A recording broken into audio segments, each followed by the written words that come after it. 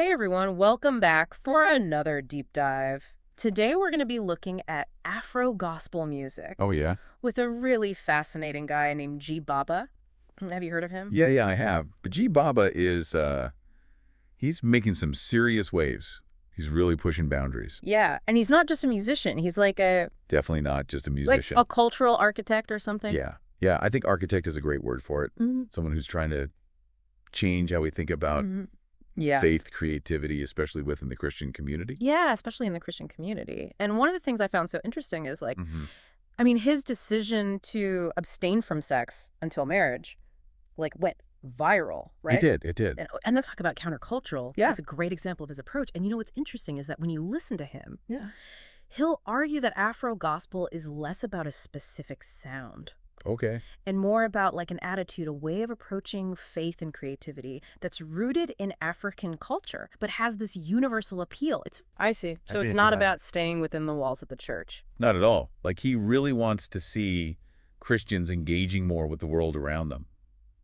Bringing more creativity into the church. Yeah. And just not being afraid to sort of step outside of those traditional boundaries. So Afro gospel as a movement goes beyond music. Yeah, definitely. He talks about all forms of art, expression, being used to spread a message of faith. But he's very clear that it's not simply trying to be like an alternative to Afro beats or something. Right. Afrobeats is great, Yeah.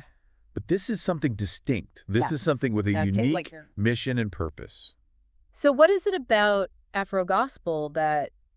Well, when he talks about the kingdom, he's not just talking about heaven. He's talking about a way of life, of the culture that can be expressed here and now through art.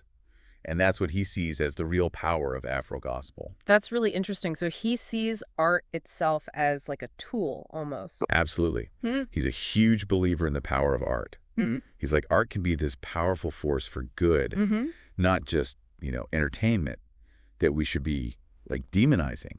Okay. He even uses this analogy of salt, like salt needs to be applied to be effective. Right. So he's saying that true influence requires engaging with the world, not just, staying confined within the church. It's funny how we think about those as separate things, right? Like faith and creativity. And it sounds like he's really pushing against that. He is. And, his own life kind of reflects that. He's sung in clubs, worked in secondary schools. Wow. Like, he's not afraid to go where the people are. And he really believes that everyday Christians, the people he calls, saints, should be equipped to take their faith into all areas of life. So it's not about just keeping your faith tucked away on Sundays or whatever. It's about bringing it into your work, your art, your everyday interactions. How do you think he sees Afro gospel breaking out of those traditional church walls? Well, he talks a lot about how he doesn't want to see it just confined to, church services or gospel festivals. Yeah. I mean, he's got this vision of name an Afro gospel artist headlining at Coachella. Wow. Not just performing at, gospel music festivals. Right. He wants to see it at art festivals, mainstream spaces, even political gatherings. Now that's ambitious. Yeah.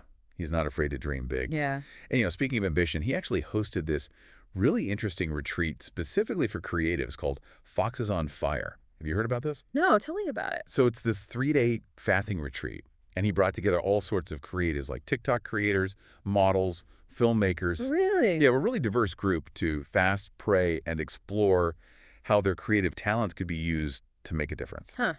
So he's not just talking the talk, he's really putting action behind his words. He is. And his vision for the future of Afro gospel is incredibly bold. He actually predicts that it will become a global movement. Wow. Sparked by African creatives. That will lead to, revivals and awakening. In unexpected places, from theaters in Berlin to UN gatherings in Tokyo. So this goes way beyond music for him, doesn't it? It really does. He's talking about a cultural shift, a movement that can permeate every aspect of society. And it all kind of comes back to this powerful statement that he made. My throne is in culture, not in the temple. That's a powerful image. What do you think he means by that? What does it mean for his approach to faith and how he wants to engage with the world? I think it speaks to his belief that true impact happens when we take our faith beyond the confines of, religious institutions and really engage with all the complexities and challenges of the world around us. It's not about abandoning the church, but about expanding our understanding of where faith can be lived out. Exactly. Like he's challenging us to find our own thrones, those places where our faith and passions intersect to make a difference. That's a great question, I think, for all of us listening. Where do our passions and our values align? And how can we use those things to make a difference?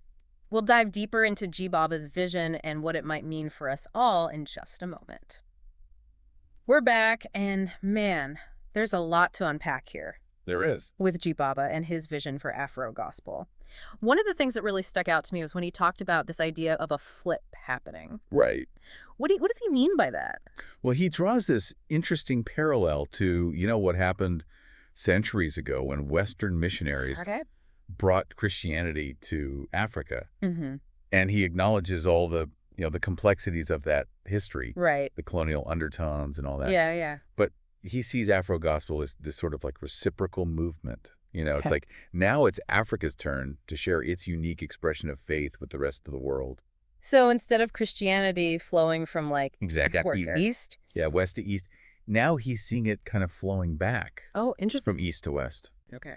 And what he's saying is that these African creatives are being raised up to take the gospel. Not just the message, but Not just the message, but the culture of the kingdom. Yeah. Back to the West, which he sees as increasingly, losing its faith. And he's very clear that it's not about imposing a specific genre of music Right. or art form on anyone. No, it's not about that. It's about infusing creativity with the message and values of the kingdom. Yeah. Yeah. It's about the heart behind it. It's about authenticity, passion, and using your gifts to make a difference. Yeah. And he even points out that, the very concept of like gospel music as we know it today Right. has evolved over time. Yeah. He talks about how hymns, which were initially like criticized as the music of the clubs, Really? were actually adapted from secular music.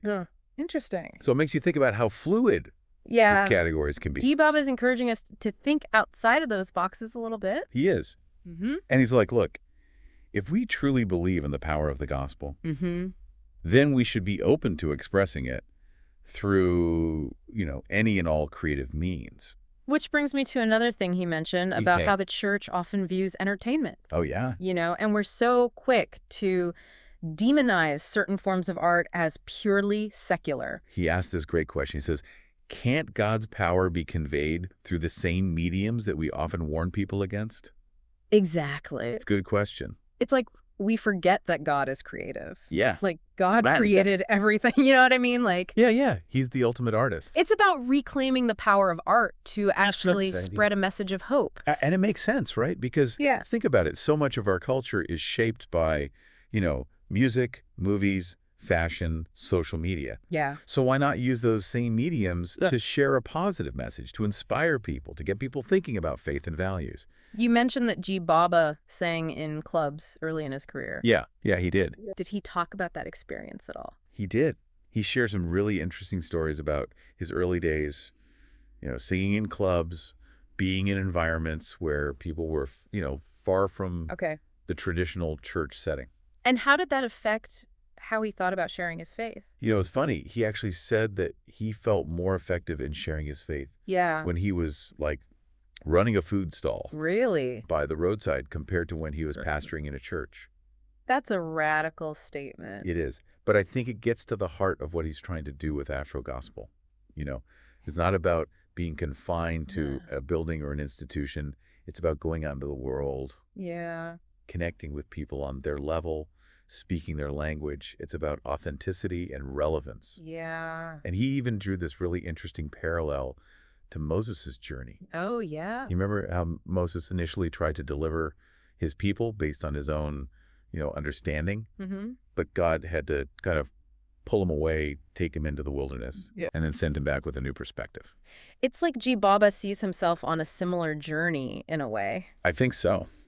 He's not afraid to step outside of that traditional church context and explore new ways of reaching people. And it's not about everyone becoming a musician Right. or pastor. Exactly. It's about finding your own way Exactly. to express your faith through your passions. Yeah.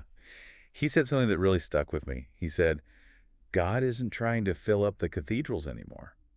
Wow.